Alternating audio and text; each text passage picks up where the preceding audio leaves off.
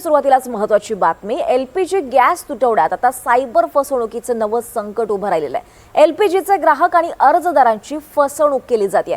गेल्या 30 दिवसात 2 कोटींची फसवणूक करण्यात आलेली आहे। जवळपास 2070 लाख इतकी फसवणूक झालेली आहे। एलपीजी गॅस तुटवड्यात सायबर फसवणुकीचं संकट ओढावलेलं आहे। एलपीजीचे ग्राहक आणि अर्जदारांची ही फसवणूक केली जाते आहे। तर गेल्या 30 दिवसात 2 कोटी 7 लाख इतकी फसवणूक झालेली आहे।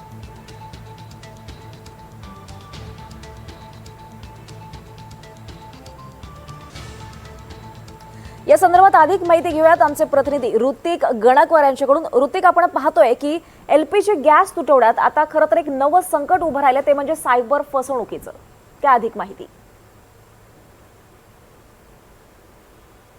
नक्कीच आपण बघतोय की तिकडे इस्रायल, अमेरिका आणि इराण हे जे युद्ध सुरू आहे त्याचाच फायदा कुठेतरी सायबर भामट्यांनी घेतला आणि तुमचं गॅस कनेक्शन बंद होईल अशा पद्धतीची बतवणूक करून कुठेतरी अनेक मुंबईकरांना या ठिकाणी ठगल्याचं पाहायला मिळतं। यामध्ये 100हून अधिक गुन्हे दाखल झालेले आहेत। यामध्ये ही संख्या देखील मोठी आहे आणि टोटल यामध्ये जर फसवणूक बघितली तर 2 कोटींहून अधिकची फसवणूक यामध्ये पाहायला मिळते आहे। सायबर भामटे जो MGL ग्राहक आहे त्याला फोन करतात, तुमचं गॅस कनेक्शन बंद होणार आहे, एकतर तुम्ही बिल भरलं नाही आहे किंवा तुमची जी सेवा आहे ती पुन्हा अद्ययावत ठेवायची असेल तर तुम्हाला मी एक APK फाईल पाठवू, त्या APK फाईलमध्ये तुमचा सर्व तपशील भरा, त्यानंतर ते सर्व प्रोसेस पूर्ण होईल अशा पद्धतीचं सायबर भामट्यांकडून सांगितलं जायचं। मात्र ग्राहकांनी APK फाईलवरती आपली माहिती टाकली की आपला मोबाईल थेट हॅक होतो आणि सायबर भामटे आपला पूर्ण मोबाईल रिकामा करतात। अशाच प्रकारच्या जवळपास 100हून अधिक लोकांना या ठिकाणी सायबर भामट्यांनी फसवणूक केलेलं आहे मागच्या 30 दिवसांमध्ये।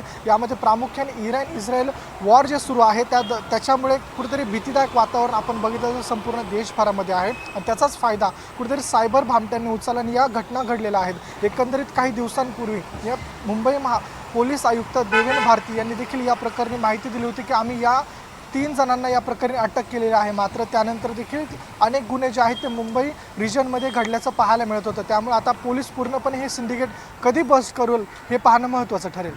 निश्चितच ऋतिक, मात्र त्यामुळे ग्राहकांनी सावध राहण्याचं आवाहन आपण सुद्धा करतोय। धन्यवाद या सविस्तर माहितीसाठी ऋतिक।